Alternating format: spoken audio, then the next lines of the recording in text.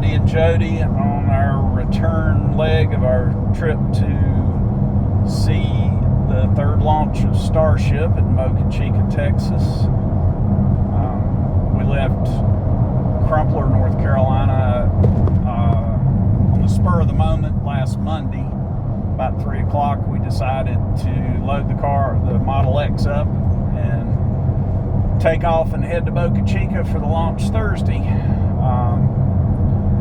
So we drove the first evening, left out about 4 o'clock and drove to Crossville, Tennessee, and got a motel, and that was about 260 miles. And then we got up Tuesday morning and drove 13 and a half hours, 800 miles in an EV, which is pretty good. That's averaging 60 miles an hour, but that included all charging stops and bathroom breaks and food breaks. So I challenge even ICE drivers to make it much better than that. And then Wednesday we drove on into Boca Chica and went to the launch site and got there in time to spend a couple of hours walking around the big rocket, which is really impressive, to say the least. We probably got within 200 feet of the rocket itself. The property line on the backside, on the ocean side, is probably only about 300 feet from the wall, the retaining wall in the OMS, the orbital launch mount. If the rocket fell over, more than half of it would have been across the property line. So we were really close. And we spent a good bit of time walking around looking at it and gawking at it. Then we went back to South Padre and had a motel room with spring break. We really enjoyed all the teenage kids. I hope they enjoy all their kids. They're coming on. Anyway, so we got up Thursday morning at 5 o'clock and started walking. We walked 2.7 miles down to the inlet, the jetty, at the south end of the island, about as close as you can get. And of course the launch was delayed till 8:20, but it went off, and it was spectacular, to say the least. The acoustical phenomena is what you really need to experience. But we were in total communication blackout. That was the sad thing. There were so many people down there, and of course we all have wonderful 5G cellular service that absolutely does not work, and nobody could make a call. You could text every once in a while, but only people with Starlink. Some of the RVs down there had Starlink, and so as things happened, we could get through the rumor mill what was going on. But we saw it, and it went and it flew.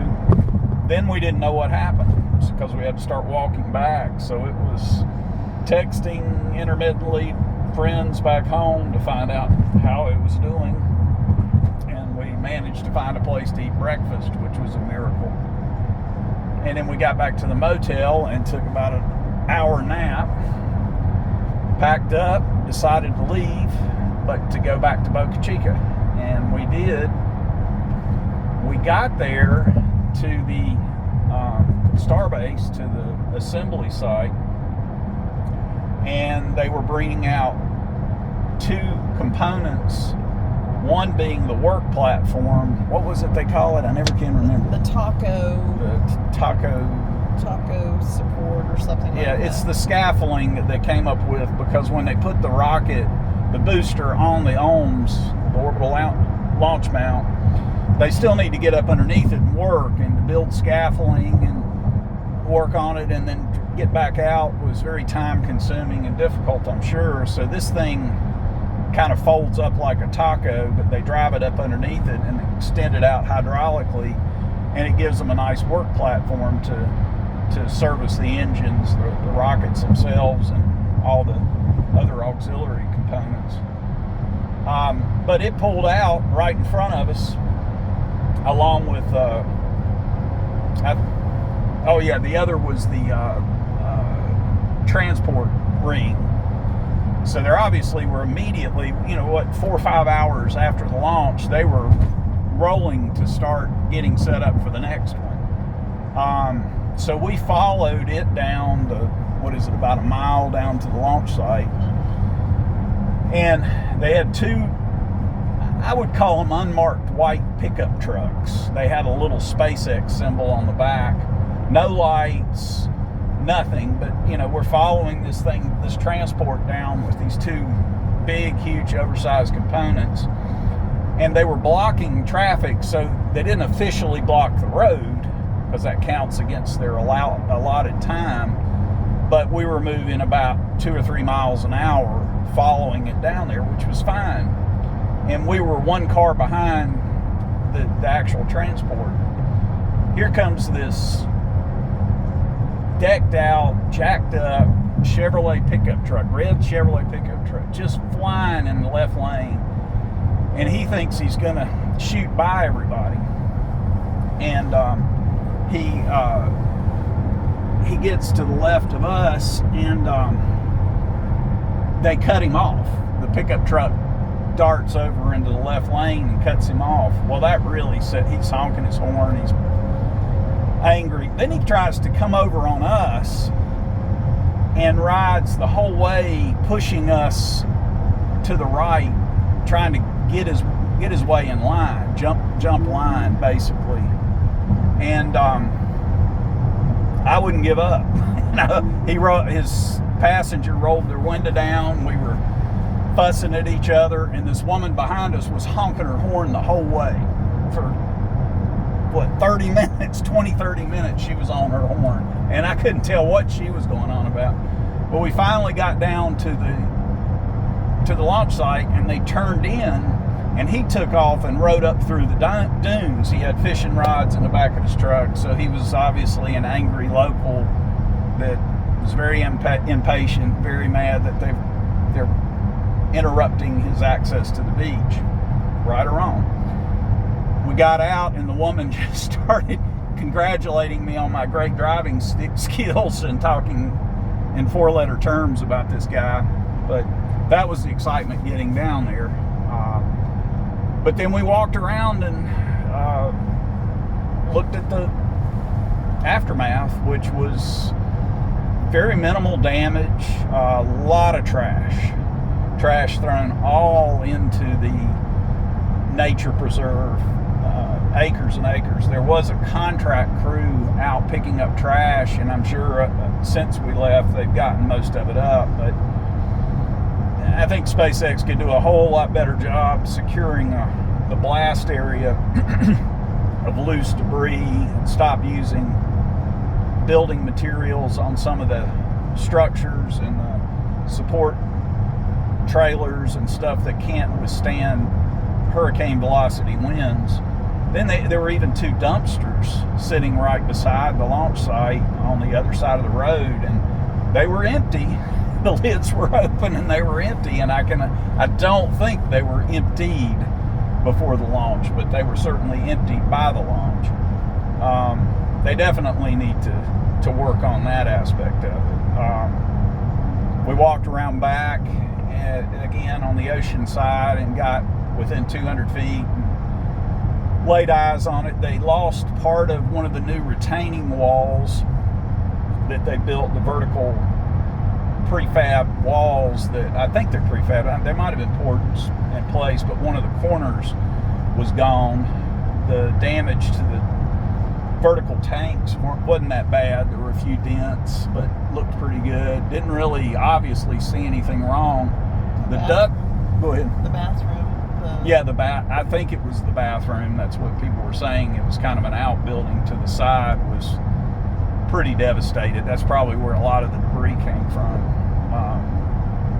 But the duck pond, as they call it, is a little depression to the south side, or I guess it would be the southeast side of the orbital launch mount, was filled with a liquid gas, I assume liquid oxygen, and it was a pond. I mean, it spilt enough to where it was still liquid, but of course gassing off. And while we were standing there, a very impressively dressed woman walked out towards the duck pond. We all wondered if she was going to take a swim. She seemed to be praying to, or bowing to, or I don't know. There's some interesting characters, including ourselves, that go to these sort of things. But she kept getting closer and closer, and there were two guys out at the orbital launch mount inspecting the aftermath. They seemed to notice her, and they got on the radio, but no security. Absolutely no security at all. We could have run right up there and jumped up into the base of the orbital mount where the water deluge system is before anybody would have even made a move for us. We're not encouraging that, but No. it's just that it was very, they're dependent upon the goodwill of people, for sure. People don't have goodwill. But anyway, she finally turned and left, but again, nobody came out to, just from a liability stance, it was shocking, I think. And again, I think those are things that SpaceX really, for their own interests, needs to do better. Someone gets hurt out there, something happens, they're going to get into drug into a lawsuit. I know they've got enough money to probably buy anything off, but it's going to be a PR nightmare. Even the property line boundary were little wooden stakes that just said private property SpaceX, but all of them were blown down but one. And somebody had gone out and stood it back up. I realize they can't put up fencing or anything because it's going to get blown away, but they could at least hire rent-a-cops or some just people to police that area. And you know, it just, they need to do better on all those fronts. I've worked heavy construction my whole life, and I've never seen construction site like that, both good and bad. But so we back to the trip at that point. Right now we're at 2,701. I didn't reset it, trip A, until we left the house about 10 miles. So we're definitely been over about 2,710 miles so far, and we just left Meridian, Mississippi, heading home. It was about 1,500 miles down there. And again, we had no plan. We still have no plan, fixed path plan or anything. We just literally program into the car, punch in, or punch the button and tell the car where we want to be or where we think we're heading at some point on the trip, and it plots it. No range anxiety. Tesla superchargers have been 100% reliable. It's been interesting to see the Magic Dock has rolled out, and we have gotten to see, we spent some time yesterday talking to a couple that had a Ford Mustang Mach-E. First one I've seen in person. Really good looking car, and they seem to really love it, but they're really loving it now because they can travel. This was their first road trip on it, and they said that having the Magic Dock has really opened up their life. When they first bought it and were trying to just use Electrify America, their Electrify America experience was not good. And they intimated some details that I'm not going to share here, but they ended up distraught and very concerned about their investment. But then now that Tesla has created the Magic Dock, they're getting an adapter that's made by Tesla, sold to them by Ford this May. given to them by Ford. They're going to they're pretty excited. They think their whole Check it world. out. Check it out. Check it out. Tesla It can't be the same. It can't be affiliated. We just went by a tractor trailer that said Tesla Transport. Yeah. But anyway, they are really excited about the prospect of having the Magic Docks and the adapter so that they can use the Tesla supercharging network. They know that their ability to travel is going to be greatly enhanced by that. So. But it was a nice car, and hate Tesla, love Tesla, whatever. But in my opinion, Tesla just saved Ford and probably many of the other car manufacturers by opening up their superchargers. And as Tesla owners, I think that's wonderful. Yeah. It may slow down, and we may have to wait. There may be a little more usage, but we're okay with that. We want to see the EVs on the road, and we're glad to be able to share the superchargers with people. And it'll facilitate building more of them, and that's the key to it. Tesla can't build a moat, but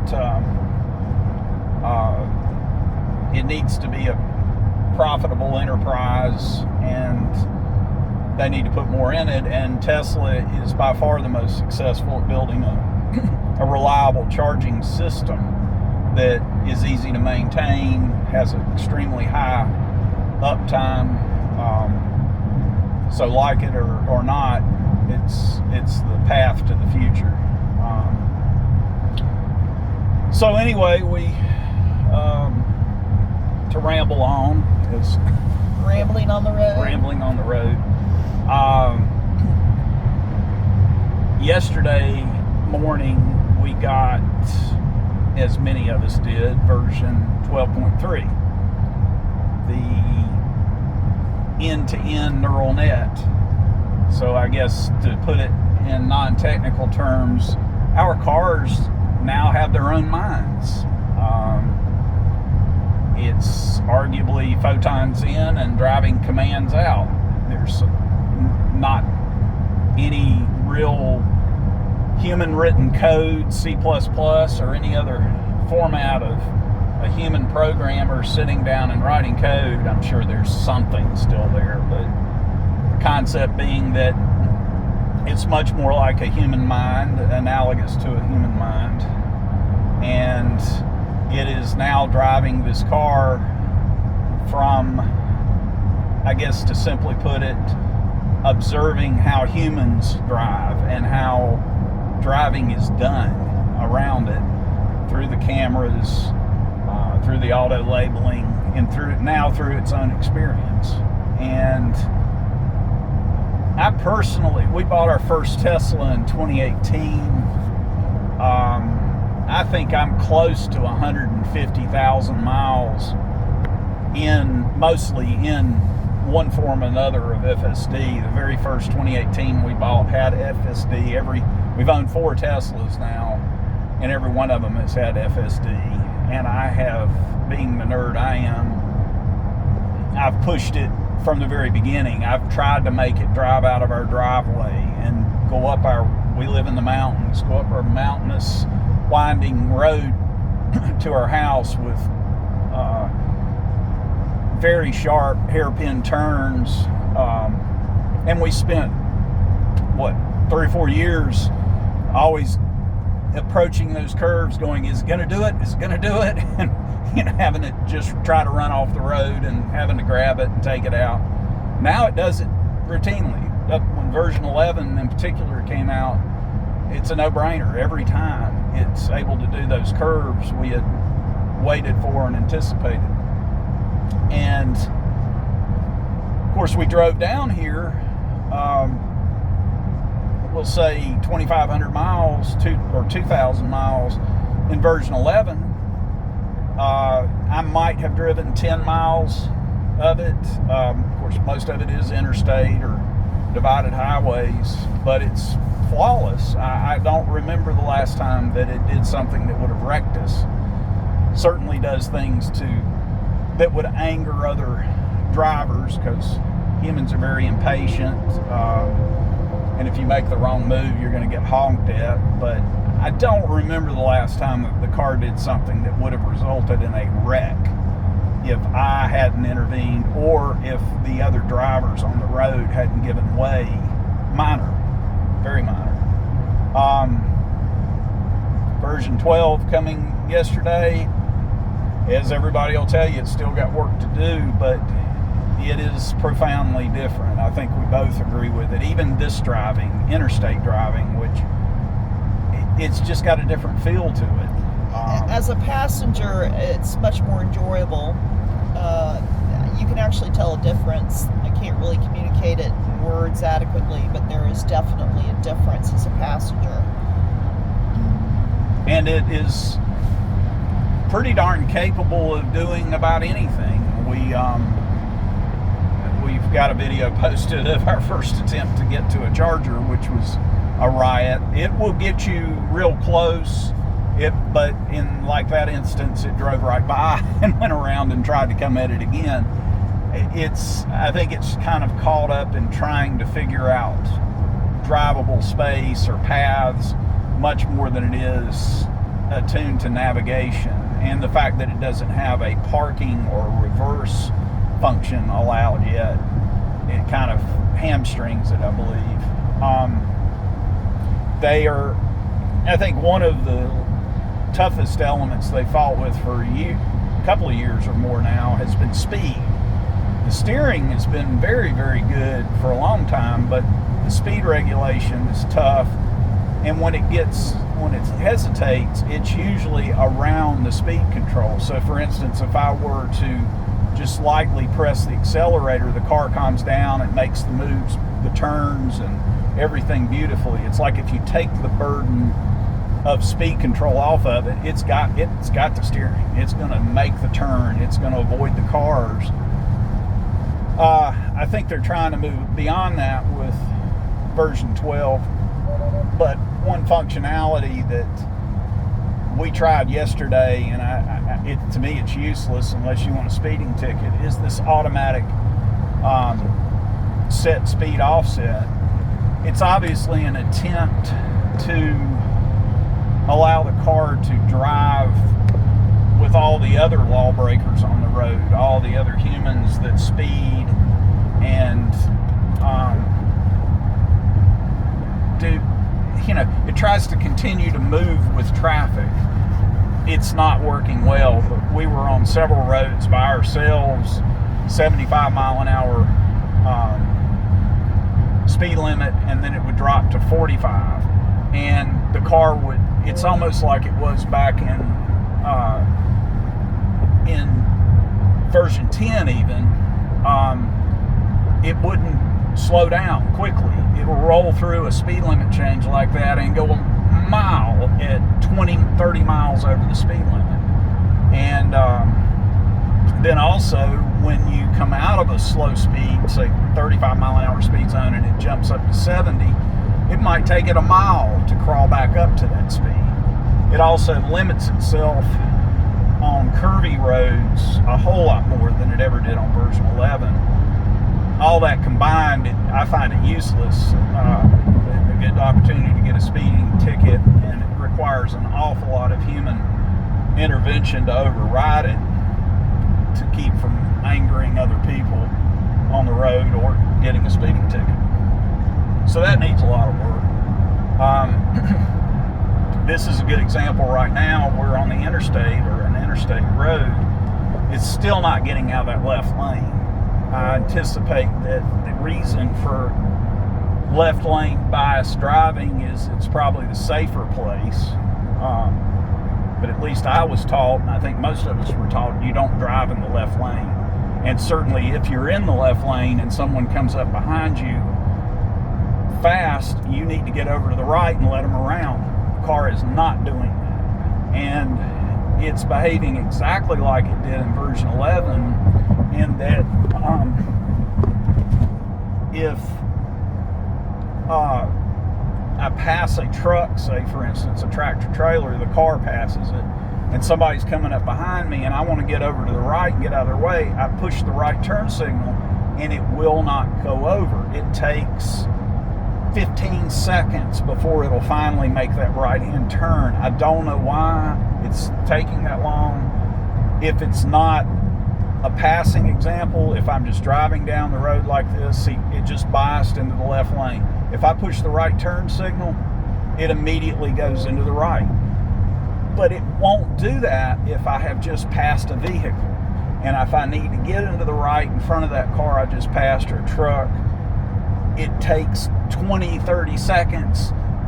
The trucker's flashing its lights at me. The person behind me is getting mad because I won't get out of their way, and I have to disengage and move it. So it's definitely got some issues around those sort of things. But to wrap up my ramblings, it is getting there very quickly, and I do think most of us are experiencing and feeling like this is the big leap forward. Might be the end of humanity somewhere down the road. But at some point the machines are going to say, well, why do we keep serving these meat bags? But hopefully we've not got that many years left. We'll get to enjoy the highlight of AI and being in the back seat. Jody and I were debating that. I think we're, even with regulatory issues, I think we're within 5 years of being able to do these road trips in the back seat. She doesn't think it'll happen in her lifetime. But this is very good. And any of the reports that people put out and that you hear that Tesla's at the bottom of the pack in autonomous driving, it's total BS. I could never have done road trips like this. We would never had an interest No. before we had a Tesla. There's no way I'd get in a car, in a nice car, and drive the way we have. But I'm sitting here right now, I'm attentive. The cabin camera is turned up 10x. I've got to keep my eyes ahead. The nags are way down. It's very, very comfortable, but no one can appreciate the difference it makes to not have to ride for hours and hours with the death grip on the steering wheel. In the last 4 years, how many cross-country road trips have we done? Not trips along the East Coast. I'm talking from East Coast to West Coast. Well, we've done 4 to Arizona as our primary destination, but then we get there, we would visit for a few days, and then we go, what do we want to do going home? And it was like, one trip, it was like, let's go to Boca Chica and see the launch facility. And we literally drove down the west coast of Texas, spent a day at Boca Chica, 2 days at Boca Chica checking it out, and then drove up the west coast east coast of Texas and rambled back home, again, with no plan. We rarely plan more than 3 or 4 hours out. And we would never have done this in an ice. And that's what I'm trying to stress, is that it has changed our lives. We are not people who would have done that. We would have taken airplanes every time. Or not gone. But this has definitely changed the course of our lives. And I'm someone that has a history of blood clots. If I was in an ICE car, even with cruise control, even with all this other stuff, I wouldn't be able to do it. And we average about 5,000 steps a day while charging, just for charging. That doesn't include what we might accumulate, with whatever activities we've added to the day. But just charging alone, we're getting in half a day's worth of walking steps. And for old people, that is important. It's important for anyone. Yeah. Look up the statistics on blood clots and driving and young people.